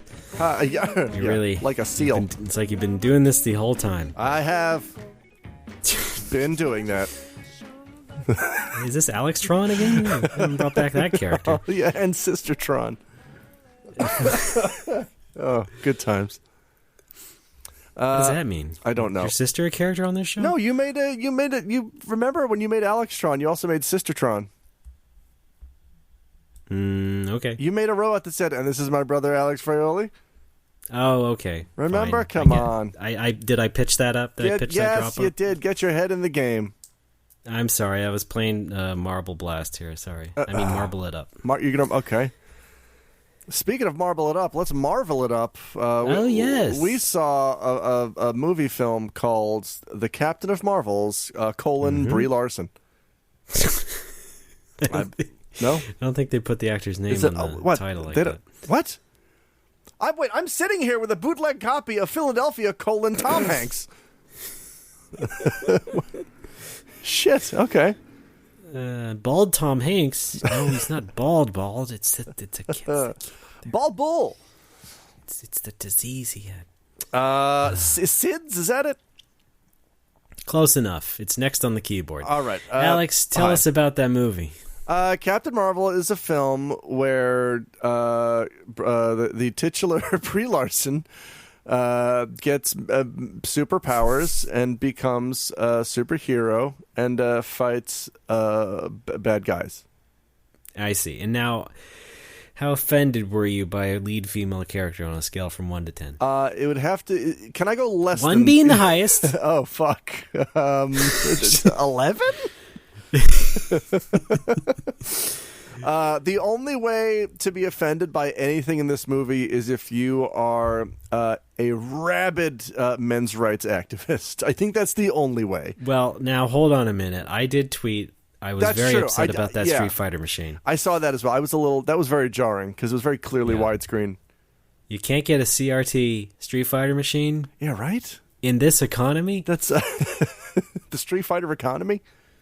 Yeah. That was really weird. It's like... Because, almost everything else about that movie, about like the 1995 vibe, they nailed, except that one thing. Maybe it's just because we're sensitive to that kind of thing. Pretty much. There was a funny 90s reference that I really don't think was intentional. It was just part of the design of the set. When they first go to that desert base and whatever, and they're trying to get in the gate. Yeah. The intercom thing has a ConnectX webcam on top. And that's very 90s, but it's not overt. It's not like something that would actually be in a security checkpoint, I don't think. But nonetheless, it was a 90s webcam there. Go 90. Only 90s kids will remember this. Yeah. Right? I had that webcam. Watching that movie in Japan. I watched that movie, of course, in Japan, where I am. But I was in a theater which... Nihon. Yes, thank you. It was in the Nihon. I would say... Sometimes Nippon. Thank you. I would say at least about half of the crowd was non-Japanese folks. You're gaijin, if you will. Right. And the opening, when she crashes down in a Blockbuster video, there's audible laughter in my theater. None of it from the Japanese crowd, because no, Blockbuster was not a thing in Japan. No, it was not. I had to tell that. In fact, renting movies, not so big. What in Japan? Now, well, yes. Now, I thought maybe in the 90s, maybe not. But that I don't know. I mean, it's huge now. It's still huge. Yeah. Although they didn't digitally change it to a Geo. No, that would have been great. Or Tsutaya. I think it wouldn't have been great. Tsutaya has the greater pull. Okay, fine. I've heard Tsutaya's not doing too great these days. I think they've been closing locations. I think because even Japan is starting to pick up that. Netflix is really convenient. Yeah. Streaming in general is a thing that we can do now. I think they still do DVD exclusive Game Center CX volumes. Oh my god! Which are not any different from the actual ones that they release commercially. It's just differently compiled DVDs. Never mind. Continue. That just sounds like, well, we got to make our money somehow. Why don't you look at this streaming technology? Not going to do that. No. But hey, what? Yeah, streaming gave us Terrace House. That's true. Which my friend Jason was on an episode of in the background. Oh, yeah. You mentioned he went to the hockey game. Yeah, in season 2. Yeah, he's the bearded dude in the hockey jersey in the background. Well, Jason, if you're listening, I'd love to know the timestamp on that. I think we actually have a screenshot of it. Somebody in our group chat took it. We do have a screenshot of you in the movie Andalusia. That's right, Andalusia. That's the name of it. I couldn't remember the name of the movie I was in. Somebody was asking me the other day, what's the name of that movie you were an extra in? And I said Amalfi, but that's the prequel. I haven't watched either of them because I just assumed they were garbage. No, and you're a dot in it. That's right. Yeah, I'm like 2 pixels. Yeah. Pretty great. But you're in it. That's right. We found you. Still never. I pirated that movie specifically to find you. Wow, thank you. Yeah. Wow, did you actually watch it? Or did you just scrub through it? Well, a combination of watching and scrubbing, because I had to find the scene you were in. Yeah. True. Did I tell you how I never got paid for that? No. So, quick aside. The guy who hired us for that shoot, he put out a thing. Exploded. He exploded. He put out a thing, said, "Hey, we need some gaijin for this role. We need 3 or 4." So a bunch of us responded, and he's like, "Awesome! Meet me at Kanayama Station at 5 a.m. on Thursday and Friday morning, and I'll drive you to the set." No witnesses. No, yeah, that's what it felt like. This guy was dodgy as fuck, I believe, is what you'd call him. He showed up in a very, very beat up, very, very beat up old Cadillac, which had seen better days. And we all kind of piled inside, and he drove us to the set, which was like this like conference hall. It's where they hold the actual G20 summit when it happens in Nagoya. Yeah. And then we had to walk home on our own, and then he picked us up the next day and did the same thing. And we were supposed to get 20,000 yen per day. I was supposed to get 40,000 yen, or about $400 for this whole thing. And I keep waiting for him to contact me. And after about a week, and I hear nothing, I email him like, "Hey, really want to get paid."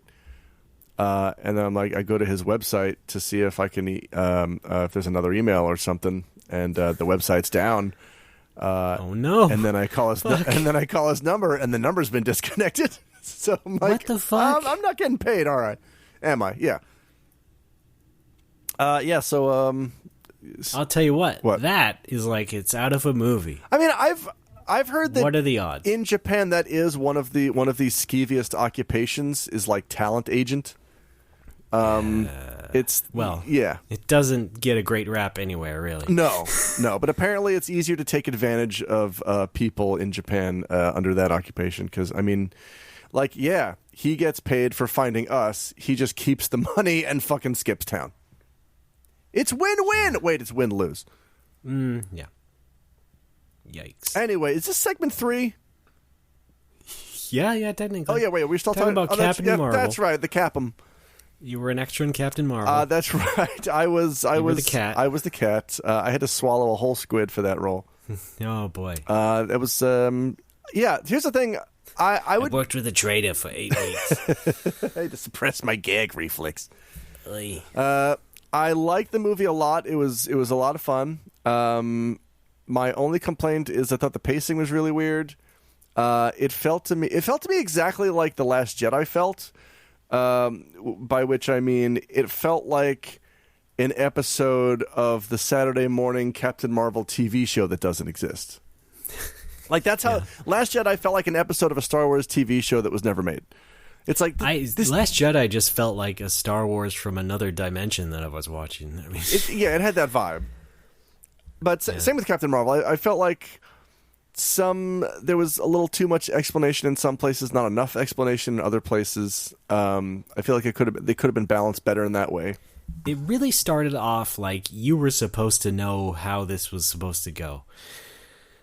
Like, oh, what do you mean? It's like you were supposed to know about all the coverage of the movie. You were supposed to know the backstory of the character going in, and now we're just going to start the movie at this crash, and you're maybe supposed to already know she was in the Air Force. Well, no, I didn't feel that because I went in. I knew nothing about the character of Captain Marvel, so I was excited to like learn everything, and I didn't feel like it was too complicated. I felt like it was that part was just right. I wouldn't say no. Okay, I don't mean it was complicated, but it was just odd. Like I don't know. Like maybe they overreached a bit. Like maybe they could have done that sort of pacing approach with a different movie. I don't know what I'm trying to say. I think my only other complaint is I'm never a big fan of like over the top, grotesque Star Trek looking monster races like the Skrulls. I just think it always looks too goofy. That it looks like I'm watching an episode of like 1960s Star Trek. It wasn't odd. Yeah, it was a very Star Trek treatment of that makeup. I'm not sure and why they went like that. I don't know if this is an aspect of the Skrull race or if it was just the intense layers of makeup that the actors were wearing. Every Skrull had a lisp. I don't. Is that a character trait or is that because of the makeup? Lisps, yeah. I don't remember lisps. If you watch that again, every Skrull in that movie has a very distinct lisp, and I think it's just because they're wearing pounds of makeup. Might be. I mean, they at least all looked like they had cherubism. So yeah. Oh yeah, very very puffy. Yeah, that's what jumped out at me. But it's still a good fun movie nonetheless. I do recommend it. It's. I don't. Oh no! Yeah. Why not? It was just weak. It felt weak overall. I feel like if it were any longer, it would qualify as weak to me. But I feel like it was just the right length to be like you can in and out, grab some popcorn, watch a movie, you're done. It's just like, oh, here's your Avengers Endgame homework. Like that's. I did that's okay. What it felt. It did feel a little bit like homework in that sense, but again, I was also kind of excited because I knew nothing about the character, and I wanted to know about the character. Okay. And I got to know the character. Okay, sounds like you did. But I mean, this is the problem with every Marvel movie that is an origin story. There's too much origin story. But I know that's the point. But even for me, for someone who didn't know the origin story, I felt like, okay, I got it. I got it now. I think there's in terms of the last few years of Marvel movies, there's probably the most origin story out of all of the most recent ones, I would say. Okay, you got Black Panther, you got Doctor Strange. Well, I am thinking of Doctor Strange and just the way that he was introduced and okay, car crash, and here we go. Well, yeah, that was fairly fast. That was another complaint that I had about Captain Marvel. That it was the same complaint that I had from Doctor Strange. Is they go from the zero to hero way too quickly. Yeah. You know what I mean? Yeah, maybe. I think also this ties back to my complaint about the pacing, which is just they do a lot of origin stuff, and then finally we jump into the Air Force thing. It's okay, now I get it. That's just my general feeling. I'm not explaining the plot progression, but it's just that's how I felt sometimes.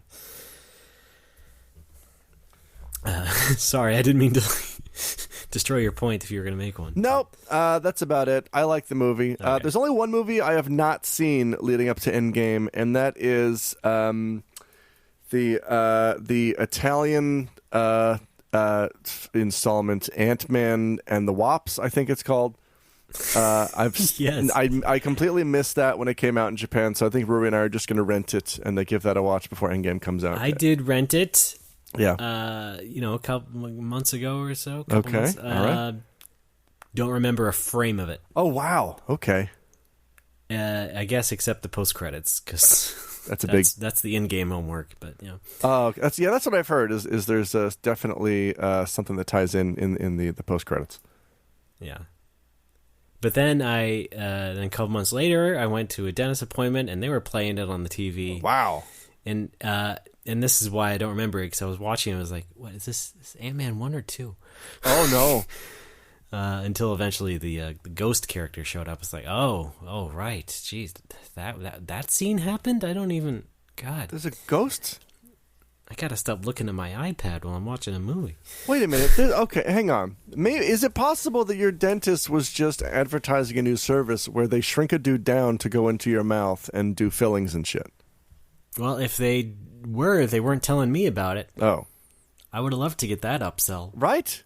Hey, check it out. We put Mark here in a special suit. We're going to zap him down. He's going to go in your mouth. He's going to fill that cavity or what have you. Don't crunch down on him, because that's going to cost you a lot of money. And yeah. Oh, that sounds fun. Well, in terms of Marvel stuff, I was also enveloped in a Marvel thing. What's that? The Spider-Man game that you didn't finish, but I did. That's right. My buddy Jason finished it, but I didn't. But you did, but I didn't. I think I encountered that mission you were complaining about, but it didn't play out the same way. Or maybe it was a different mission. It may have been. It wasn't that bad. Yeah. Keep in mind, I kind of suck at action games. Okay. Do you know how to use a controller? A what now? You have to use both sticks. A comptroller? Yeah. Here's the thing, I was also playing with my adapter that I used the Joy-Cons on when I was exercising, and those don't actually use analog input. The sticks register as digital, so that they're only 8-way directions on the sticks. So I had to basically control Spider-Man most of the time using the camera control, because that was smoother than trying to point him. That's how I play most 3D games anyway, though. I mean, yeah, I'm used to it, but it just had to happen more often in Spider-Man with this setup that I was using. Okay. Which I thought was funny. So at the end of this game... Not the game's fault. Did you, in fact, turn off the dark? I think so, yeah. All right, cool. I mean, yeah, they did some stuff with Spider-Man lore that few others have, and it was very interesting. Okay, you saved Gotham and all that. Yeah, you warped to Gotham City. Yeah, you got it. Well, that's fun. No, it was fun. As I referred to it on Twitter, it's not really live action, but it is the best live action Spider-Man. I don't know what that means. Well, I mean, the people are not real people, but they look real. They look more real than a cartoon does. Okay. Than, the animated Spider-Man movie does. They're scanned-in people, right? And they're animated by computers, but they're not real people. They're not live filmed people. Okay, yes, Mr. Sherman. Is Everything any of this stinks. making sense? No, I don't know where you're going. I'm just saying. What the why you? You've played the game. I know have. the people look very realistic. I don't know if I'd say very. Well, more realistic than your average video game. Yeah, they look fine. They look good. You can agree that the intent is for them to look realistic. Yes. As if they are in a live-action movie with filmed people. Yes. Okay. That's the thing I'm getting at, and that I'm also saying, if we consider that live action, even though it's not, I'm just saying, in a joking way, if we consider that live action, it is the best live action Spider-Man. I mean, even then, I would disagree because I think there's things there's nuance. The film allows for nuance that games don't allow for yet. Well, I like video games better than films. I don't. So eat my dick. Gonna chomp chomp. Look at me chomping on this motherfucker like Winston Churchill on a cigar. Okay, I'm even lighting it. I just lit it. You overreached a bit on that. Sorry. That was yeah. I love being hairless. That is also true. Well, fun. Okay. Okay, fair enough. Good. But you do like it. Yes, I do. You like the story and stuff. Yes. Do we really need to rank everything? I hate this. Yes. No. Like I saw an article somewhere that I was sure was a parody, and it turns out it wasn't. But it was like. Fucking hell. It was like all 120 episodes of this TV show ranked.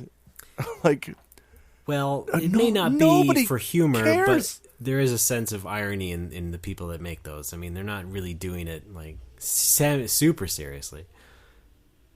I've seen those before. You're right. I'm just saying. Hey, guess what? I'm still not clicking on that.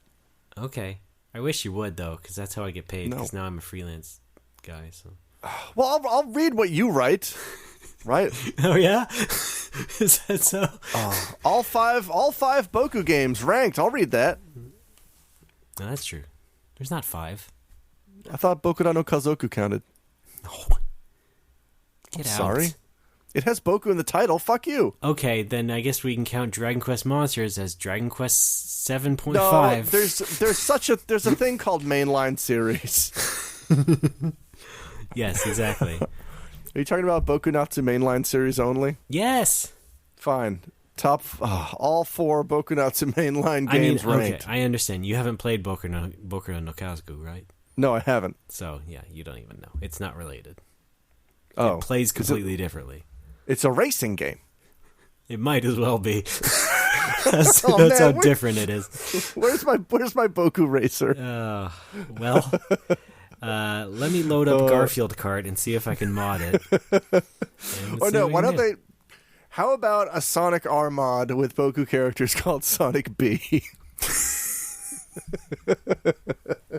God damn it. Please, somebody make that happen. I'm sorry, but when you said B, I just thought of Jerry Seinfeld yelling B. Every time Boku says B, it gets 10% faster. Every time Alex says B. B. Alex. Oh, hi. That's me. We're running out of time on this show. I have some other things to get to, if you don't mind. I don't mind. Hey, I obviously have plenty of time now. That's true. I don't need to go to bed. We have Raymond. Why don't we? Oh fuck! Do I want to do I want to talk about FF14, but do I want to do it before or after Fan Fun? Because we have a little bit of Fan Fun. I'd rather probably just go to sleep after Fan Fun. So yeah. Oh, you and your sleep. All right. Well, fuck. Hang on. Where's the Fan Fun theme here? I gotta find this. Time for Fan Fun, that's where we have fun. Give us money, we'll give you something. Then you send us stories of nerd stuff. I married a Dreamcast. I went to school and... Wait, this is not the Over Nerds theme, but it encompasses Over Nerds. This is my monologue break in the song. Thanks a lot, everybody. All right. That was a whole lot of nothing. Fan Fun. Hang on, I also have old Fan Fun theme. What's that? Fan Fun. We love the I kind of prefer the old theme. But maybe we should do this show more often so that you have a well, the problem better is reminder, I have... so that you know that, so that you also A, remember what the drops are, and B, have fresh batteries in your mouse. I will say literally the only time I use my computer is when I do this show. Yeah. How about get a wired mouse? We have one, but Ruri has to take it to work now. Wouldn't Ruri benefit from a nice wireless mouse? How about you trade? But yeah, we actually got some fan fun from... Also, you know what? Hey, asshole, keep in mind that I have 11 tabs on my soundboard, and that's my fault. But I can't keep track of where shit is anymore. I wish the app allowed for more than 7 tabs showing at a time. Well, look, I'm not exactly innocent in this either, because I have a tab that's whatever, and then whatever too. Here, check out my tabs. No More Whoppers. Memories, Walking the Room, Simpsons, Never Not Funny, My Soundboard, My Soundboard 2, My Soundboard 3, Critic, My Soundboard 1, and My Soundboard. I don't do it that much. I just have a dedicated one for Seinfeld. That's about it. Okay. Mattingly just split his pants. He sure did. All right, we got visited by Nomo Woe Gold subscriber Ian a few weeks ago, and he recorded this message at the bar. Let's give it a listen, shall we? Is that Rick? Oh, hi, I'm Alex for Critical Hit. I'm with Ethan. No, Ian. Sorry, Ian. I'm also here at Critical Hit. That was very unprofessional. I'm not here to be a professional. I'm here to be your Valen slime. Aww. Won't you be my Valen slime? I will consider it. I'll be your heel slime instead. How about that? Thanks, Ethan. Yay! Awesome. Fucked his name up. Ian's a fun guy. He came in to visit. That's right. That was Valentine's Day. He dropped it on Valentine's Day. It was super fun. Yeah, I know what shirt you wore. Yeah, there you go. I mean, that's the only time of the year I wear it, but I love it. I gave that to you, right? Was that from me? Or was that someone else? That's from Smoo. Okay. Well, look, I gave you Dragon Quest stuff before. I'm just wondering. That's true, yeah. I gave you that Nintendo Power with Dragon Quest 9. Yes, you did. It's still in the original wrapping. Wow. Yes. I take this shit very seriously. Yes, we know. Anyway, did Ian give us money or anything, or yes, I believe yes. No. Yeah, I mean, I'm not gonna throw something like that in for free. Of course, he did. Good. All right, that's good. You should do Cameo. You should have a Cameo account. I've never played that. Oh well, if you listen to some recent podcasts, you'll find references to Cameo. Elements of Power? Nope, with the C. Oh. What is it? It's an app where you can pay for shout-outs. For example, has-been celebrities can go ahead and record a shout-out for you, and they'll say whatever you want, basically, for a fee. Or just anybody. I think Garen Cockrell is on there, and, That's fun. Other podcast-type people. I had an idea. You and I should just get one and only do ones for each other. So we just give each other money and to do shout-outs to each other. That's a great idea. Yeah, happy birthday, Alex. Alex. Oh, do you remember? Fraioli? Yes, that's right. Is Hollywood Calling still a thing? Excuse me? Do you remember Hollywood Calling? I'm afraid not.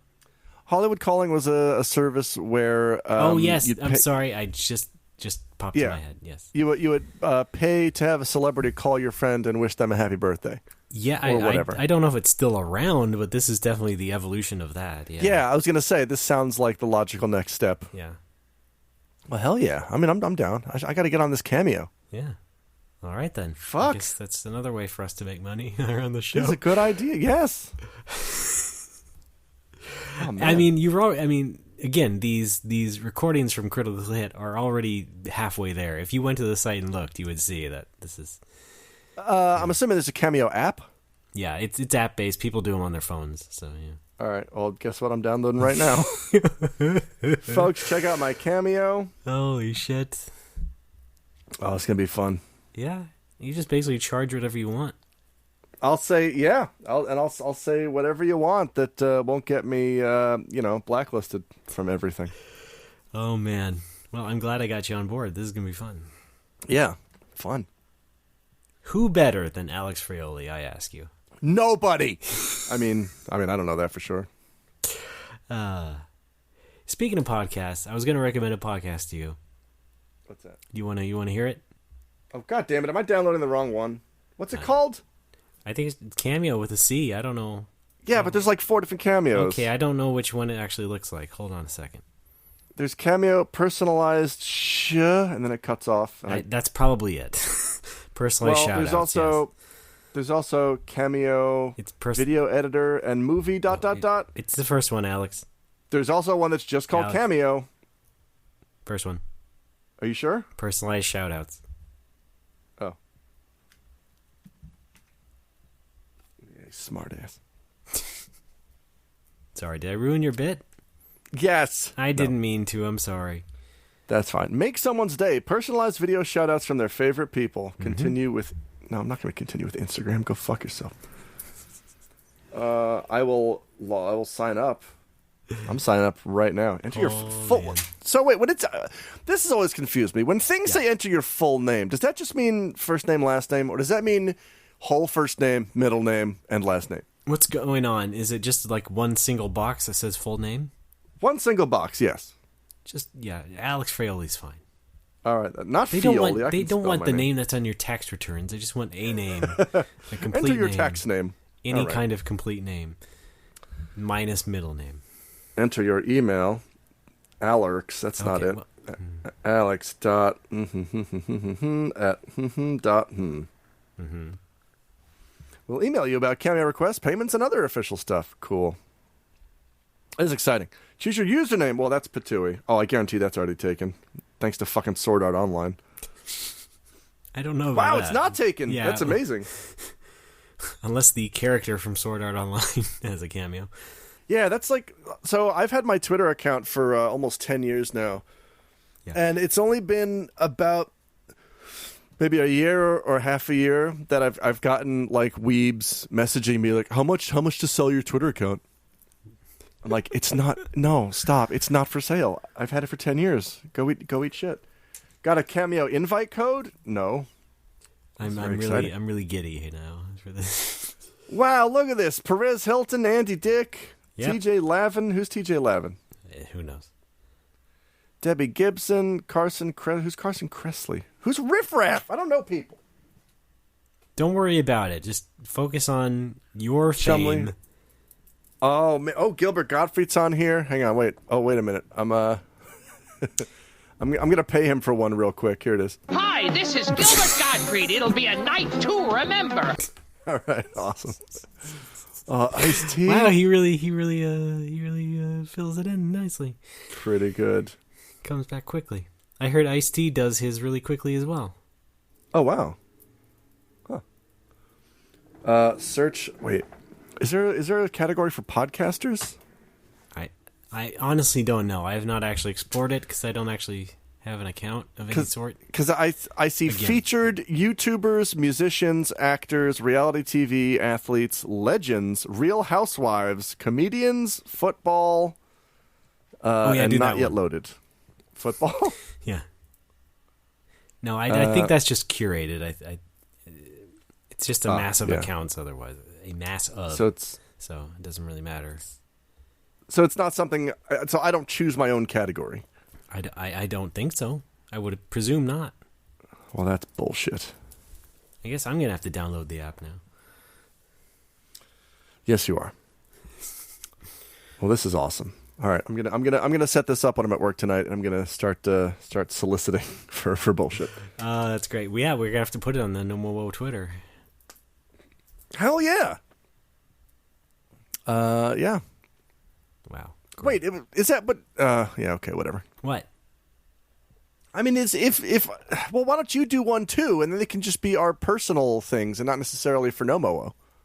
Oh, well, I thought the end goal was inevitably to be for No More Woe in a sense. That the end goal is financial stability, Ray. Well, I'm not sure we'll get it from this. Are you sure? I mean, even though you and I have a fan base of hundreds. Literally dozens. Yes. I'm not sure it'll be sustainable in such a way. Yeah, probably. All right, that's a good point. All right, well, I was going to go on and on about FF14, but I don't think we have time this week, so I'm going to save it for next time. Okay, well, I mean, how long did you plan to spend? I don't know. You want to find out? Yeah, I do. All right, awesome. I'm game. All right, are you familiar with a video game called Final Fantasy XIV? Oh, no. Oh, shit, this is going to be... Okay, are you familiar with Dragon the series Quest Final Poetry. Fantasy?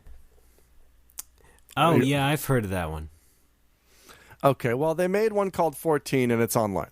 Okay. Seems weird that they're on 14 of them, and it's called Final Fantasy. Right.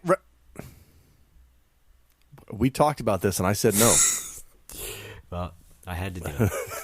Damn it. Had to do it to them. So a while back, they introduced this new... I mentioned this, I think, last time. This place called Eureka in FF14. It's basically FF11, The Island. Yeah, I don't think you said the name of it, but yes, you had talked about it. Yeah, it's called Eureka, and there's 4 parts to it. There's Animos, Pagos, Pyros, and Hydatos. And it's 4 guys from Eureka. 2 guys from Kabul. And I finished it all up as much as I'm going to finish it up a couple weeks ago. And I'm glad to be done with it because it was kind of disappointing. Was it perhaps too much of a throwback? No. Okay. It's not that. It's that the actual FF11 throwback stuff was fine. Like all the classic bosses and things like that. Very cool.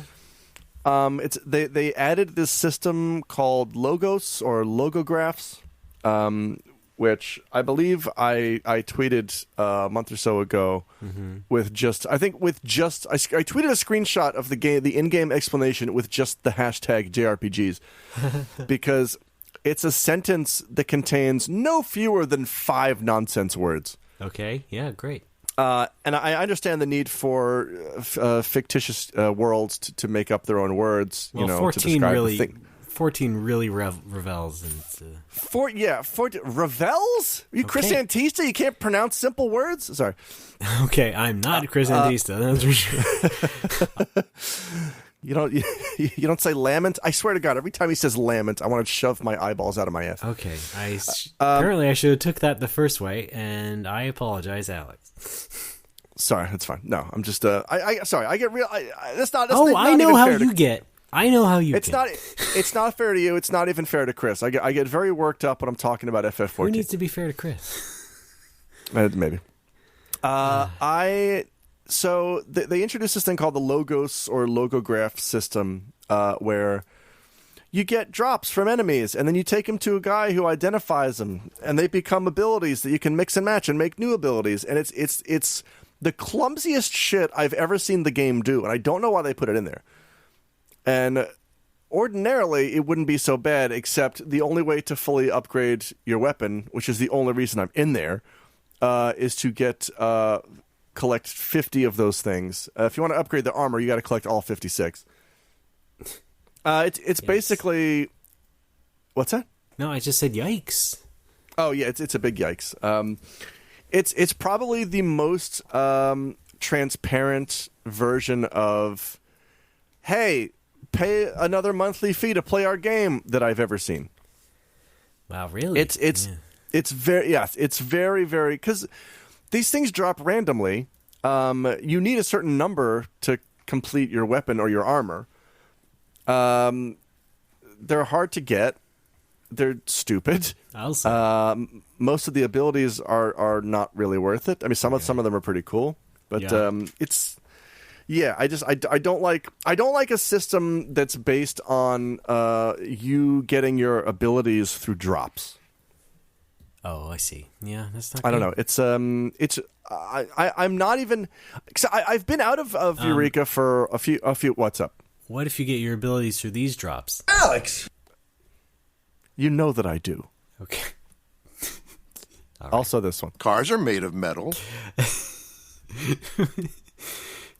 I've been out of Eureka for just long enough where I don't I can't even remember exactly the specifics of the system, but I'll link to it if anybody wants to know how dumb it is.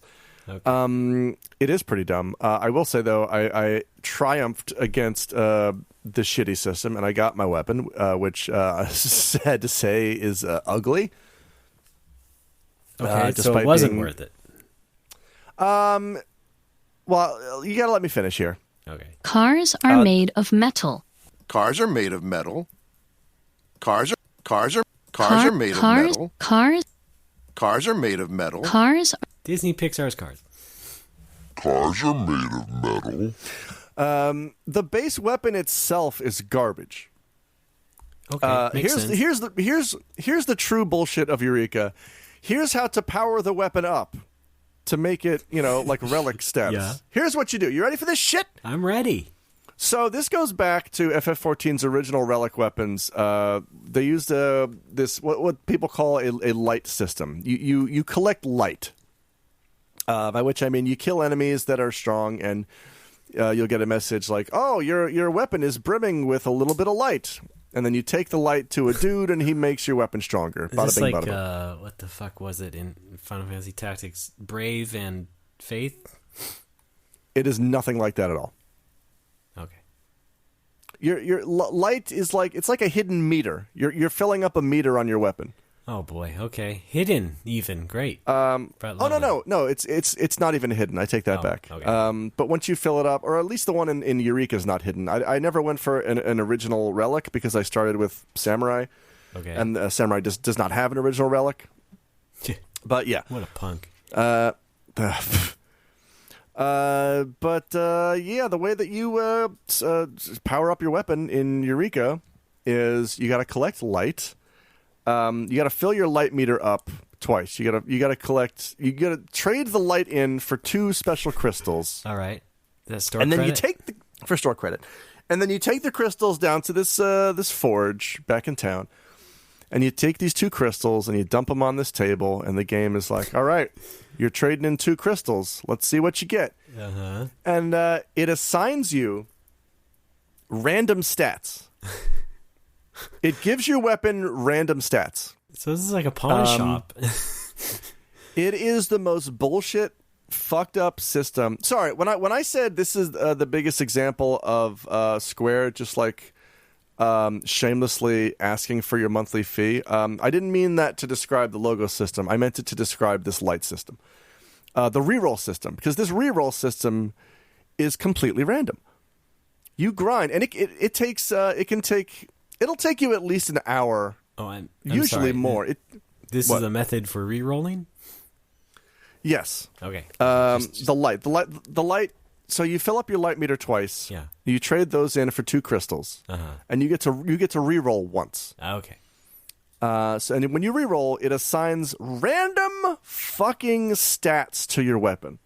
Now they're all stats that your role or class is going to need, but not in the quantities that you want. And honestly, every stat that your class quote unquote needs, not all of them are actually useful. So low quantities. It takes at least 1 hour, maybe more, usually more, to farm enough light to get 2 crystals to do 1 reroll. And the height of the bullshit. The height of my frustration was when I was doing this every night. This is why I was spending whole nights at the bar, losing sleep, grinding this fucking light to do rerolls. And the most frustrating thing is you farm this light, you get the crystals, you go to the dude, you do your reroll, and you get worse stats than you had before because they're random. It is the most garbage system I have ever seen in an MMO. I completely lucked out on one of my rolls a couple weeks ago, and I ended up getting something like 585 plus 585 to my critical hit stat. Wow. Which I think is what Samurai needs the most. So I'm like, I'm keeping it. I don't give a shit. I'm done with. I don't want to do this again. I'm going to take this and walk away. Yep. Yeah, because I think the max you can have is 1,000. It's 1,000 combined points in over 5 stats. Mm-hmm. So, like, if you were to get everything distributed equally, you'd get plus 200 to your 5 stats. I got 585 to my most important stat, so I'm like, I'm done. I'm out. I'm not doing this anymore. But it is the most frustrating shit. And when you re-roll, if you get worse stats than you had before, you can choose not to accept them, but you still lose the crystals anyway. It's not like you can just stay there and keep re-rolling with the same crystals until you get useful stats. It's so poorly designed. I can't believe they're sticking with that shit. I can put up with the logos thing because I'm done with it. It took me a lot of work to collect all those stupid abilities, but I did it. There's no excuse for this light system, for this random reroll system. It's garbage. If I had known going in that it was going to make me do this, I probably wouldn't have even bothered. But I'm glad I did. So do you recommend Final Fantasy XIV? No! All right, that's it for us, folks. Yeah, let's close it out. How do you hold fucking pistols in your feet? Just close it out right after the no. Just keep it going. Yeah, that's been the show, everybody. Another wonderful adventure in Final Fantasy Land from Alex. Okay, dokie. Well, we have a website called nomorewhoppers.tumblr.com. You can go there, find a way to give us money. I dare you to find it. Find me on Cameo. I'm Patooey. Oh. Sorry, premature. No, that was great. Find the donate button. You can use your credit card to give us money. You can buy a shirt to give us money. But I do have to pay taxes on that later. So. Yeah, you can give Alex money at least through Cameo now. Wait a minute. Hey, yeah, I'm setting up my Cameo as we record this, and I go to payment method.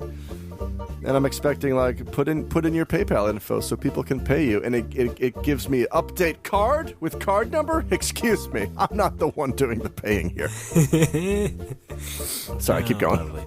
Yes, anyway. We're on Facebook.com/NoMoreWhoppers. We're on Twitter as No More Whoppers. And Alex himself is also on Twitter. I'm on Twitter. That's Patooey, Pitohui. You can also follow the bar at Critical Hit Nag. You can also follow, I have an amusing collection of out-of-context quotes that I hear while I'm at work. That's at OOCCHQ. All right, and has that been updated lately? Yeah. Well, let's go ahead and check it out. Okay. I'm just going to sit here. Critical Hit. Quotes. Thanks. 2 days ago. Yeah, that's fine. What did I write? DNA has come. I think Rachel said that. Okay. There we go. Hang on, is there no way for me to sign up on Cameo as a content creator? Alex, I'm afraid I really don't know. You're on your own now. Fuck. All right. Folks, sit tight while I figure Cameo out. I'll get back to you. All right. I guess I'll wait till Sunday. Yes. To publicize it. Okay. I'm on Twitter, RDBAAA. You can follow my game company, Bipedal Dog, at Bipedal Dog. And,